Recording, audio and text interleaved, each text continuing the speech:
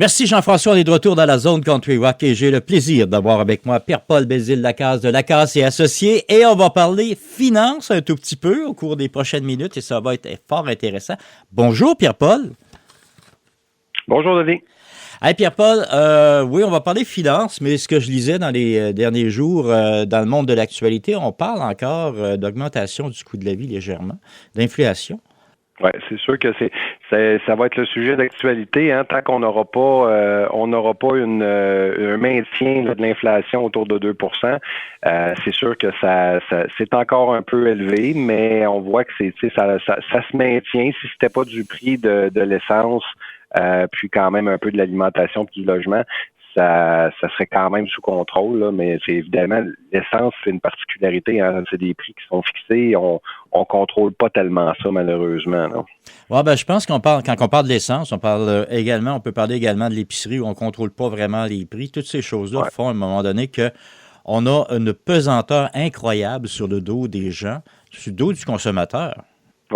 Oui, ben c'est sûr que la pression était plus haute, mais là, quand on a eu des pourcentages qui ont augmenté quand même de façon assez élevée, là, ça se baisse, mais ça se maintient au-dessus de l'inflation visée là, par la Banque du Canada. Donc, c'est certain qu'il y a encore la pression, on n'a pas fini de vivre ça. Mais qu'est-ce qui fait cette inflation-là aussi? Ben, c'est que les gens ont la capacité de consommer.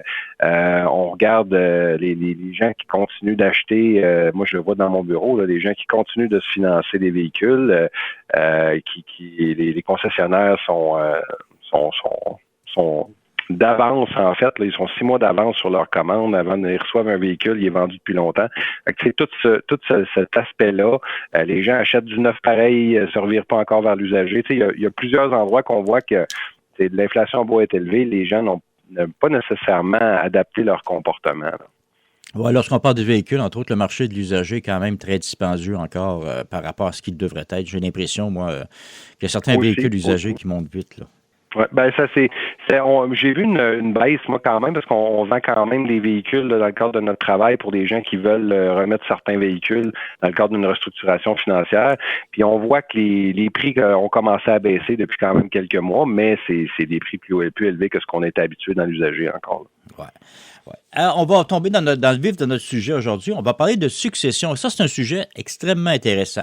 Une personne décède, en plus de tout le système alentour, il faut préparer les obsèques, il faut préparer tout ça. Il y a tout l'aspect financier de cette personne-là, son historique financier, qui va venir un peu plus tard, mais qui va venir quand même dans la balance.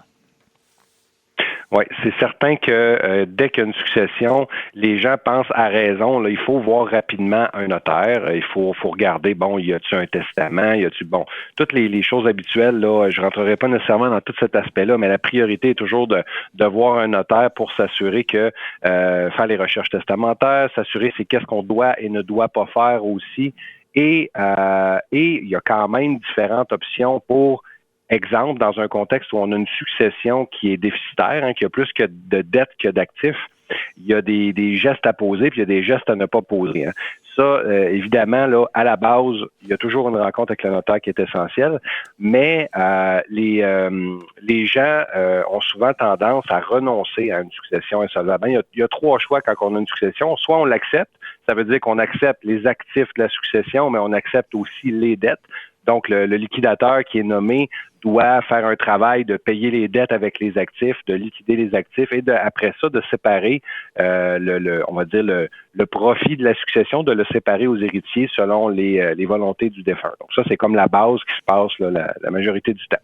Ouais. Mais quand on a une succession insolvable, ben à la base, la première chose qui vient en tête des gens, ben c'est OK, on peut renoncer à cette succession-là. Comme ça, ben on se ramasse pas avec les dettes. Et c'est vrai, c'est une façon qui existe.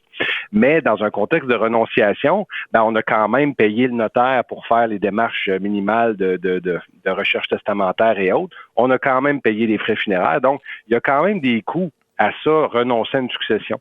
Donc, moi, la troisième option que je veux qu'on parle aujourd'hui, qui est une option qui est de plus en plus populaire en Abitibi-Témiscamingue, parce que notamment, ben j'ai fait le tour, là, j'ai formé à peu près tous les notaires de la région sur ce sujet-là, c'est la mise en faillite de succession insolvable.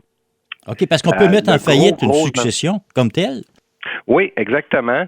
Il y a certaines démarches à faire. Ça prend une requête au tribunal pour avoir la permission de le faire. Ça prend un bilan. Ça prend différentes choses. Mais ça, c'est toutes des choses qu'on s'occupe avec les gens, là. Donc, et les gens, la bonne chose là-dedans, c'est que les gens, dans la très, très, très grande majorité du temps, n'ont pas à débourser pour ça. Et donc, c'est vraiment comme une solution clé en main pour libérer une succession qui a des dettes, tout en accomplissant certains avantages. Donc, le premier avantage, c'est un avantage financier, c'est-à-dire que quand on met une succession en faillite au lieu de renoncer, ben le syndic se trouve à rembourser les frais funéraires, donc tous les frais qui ont été payés par les héritiers, là, ces frais-là sont remboursés et les frais de notaire aussi sont remboursés en priorité. Donc, on vient changer là, la priorité selon la loi parce que quand on renonce, ben on peut pas toucher aux actifs, il faut laisser ça là, il faut envoyer ça au curateur public, ça prend plus qu'un an à se faire gérer, c'est excessivement long et on ne peut pas réaliser ces actifs-là, donc il faut payer de l'argent de notre poche pour régler là, les éléments les éléments de base là, de la succession. Ce qui n'est pas le cas dans un contexte de faillite. Donc, ça, c'est le premier avantage. Le deuxième avantage, ben, c'est d'offrir une protection aux héritiers. Ça va m'arriver des fois que les gens ont fait des gestes avant d'aller voir le notaire, malheureusement. Ils ont déplacé des véhicules, ils ont fermé un compte de banque, peu importe. Et là, il y a certains gestes, des fois, d'acceptation de succession présumée qui ont été faits. Ou tout simplement le fait d'avoir trop attendu, parce qu'après 6 mois, encore là, on a une acceptation présumée. Tout ce que je dis là va être nuancé, évidemment, là, par un notaire, mais c'est les grandes lignes, c'est à peu près ça.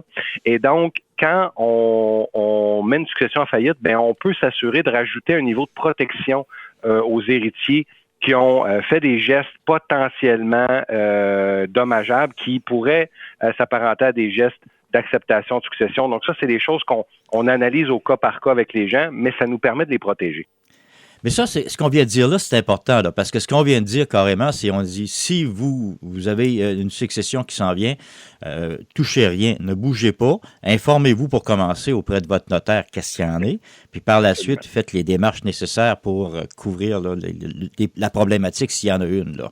Et si par exemple, la personne qui prend la succession est en problème financier, même en faillite, mettons, comment ça pourrait fonctionner pour elle pour ramasser une succession qui s'en vient vers elle? Parce que la faillite rentre en ligne de compte en fonction des revenus que la succession pourrait y amener, non? Ben, c'est certain que quand quelqu'un est en faillite, s'il reçoit un héritage, cet héritage-là est saisissable.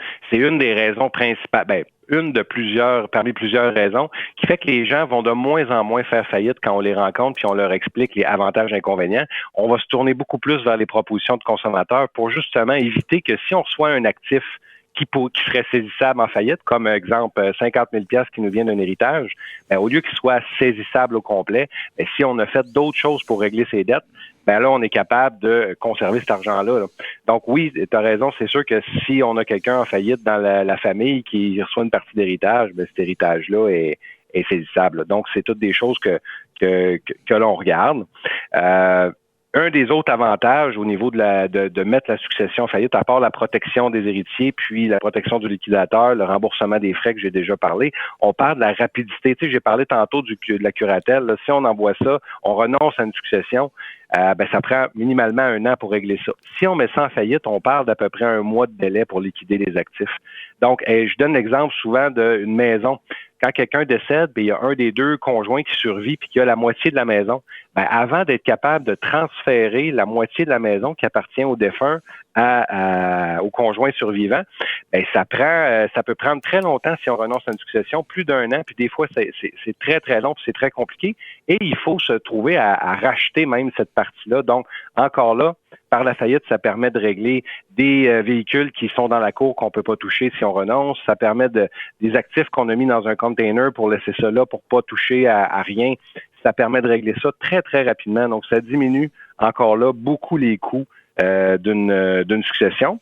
Et ben, c'est des éléments qu'on sert là, dans les cas les cas où on veut vendre une demi-indivise, où on veut garder certains actifs, mais on veut pas accepter les dettes de la succession. Ben là, comme syndic, moi, je suis capable de vendre certains actifs aux héritiers. Et là, on les évalue. Puis des biens personnels, l'avantage, c'est que vendre ça sur le marché, ça vaut vraiment pas très cher. Donc, les gens sont capables de garder à peu près tout pour une bouchée de pain parce que ça a de la valeur pour eux, mais ça n'a pas de valeur pour un tiers, ces actifs-là. Là. Ça devient intéressant. Ça veut dire que on parle de conjoints, par exemple. Ce que j'ai bien compris, c'est que si un des deux conjoints décède, souvent, la meilleure valeur ou la valeur la plus élevée qu'on a, c'est la résidence comme telle. Mais si celle-là est à travers des problèmes financiers, le conjoint peut la récupérer à ce moment-là en tout cas, à un prix raisonnable. Oui, puis sans avoir à récupérer les dettes. Le problème, c'est que des fois, les gens disent, ben là, j'ai pas le choix de payer les dettes parce que j'ai l'actif. Puis les dettes, c'est vraiment séparé. On a beau être marié, là, si notre conjoint qui décède avait 50 000 $ une carte de crédit, qu'on n'a pas signé ce compte-là, on n'est pas responsable de ce compte-là. Donc, c'est le travail qu'on fait avec les gens puis avec les notaires, c'est de démêler des fois des impasses comme ça. Qu'est-ce qui est vraiment les dettes qui appartiennent à la succession? C'est quoi vraiment les actifs de la succession? Puis à ce moment-là, c'est quoi le meilleur plan de match?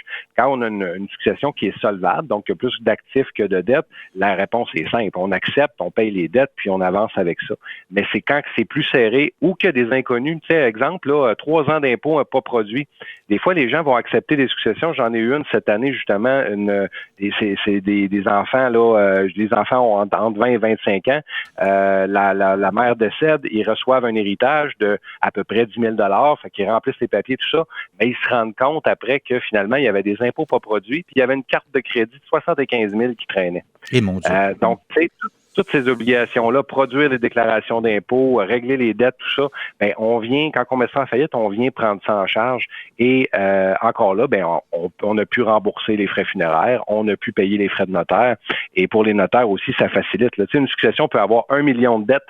Il s'agit qu'il y ait un 3-4 000 d'actifs pour payer les frais de base, là, puis on est capable de mettre ça en faillite au lieu de tout envoyer ça à curatelle, puis de payer les frais de notaire, puis les frais funéraires. Donc c'est vraiment quelque chose à analyser, quelque chose à connaître qui existe. Et moi, j'ai fait ajouter ça là, dans la checklist de tous les notaires en région, de dire, là, avant de renoncer, là, regardons ensemble la possibilité de mettre ça en faillite parce que c'est vraiment avantageux pour les héritiers. Et aussi pour le notaire, ça lui permet de se faire payer par la succession et non pas de devoir de demander l'argent à des gens qui doivent assumer des frais pour quelque chose qui est hors de leur contrôle. Effectivement. Puis de toute façon, en plus de ça, il faut amener autre chose, c'est que ça enlève énormément de pression sur les gens qui héritent de cette personne-là. Là. Ben absolument, ils n'ont pas à gérer la liquidation. Ceux qui ont déjà géré une liquidation des auditeurs vont se rappeler à quel point faut faire de la reddition de compte, faut faire un bilan de liquidation, faut faire des rencontres avec le notaire, faut faire des suivis. C'est de l'ouvrage gérer une succession. Ben quand on met ça en faillite, on n'a rien de tout ça à faire.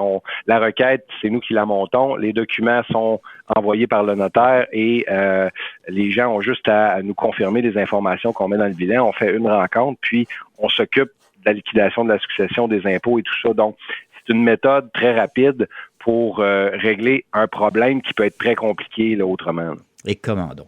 Pierre-Paul, c'est déjà tout le temps qu'on a, ça va trop vite. J'ai l'impression qu'on pourrait exploiter ce sujet-là encore plusieurs minutes. J'aimerais qu'on donne les coordonnées aux gens pour vous rejoindre, parce que c'est important qu'on puisse vous rejoindre et qu'on soit confortable pour le faire.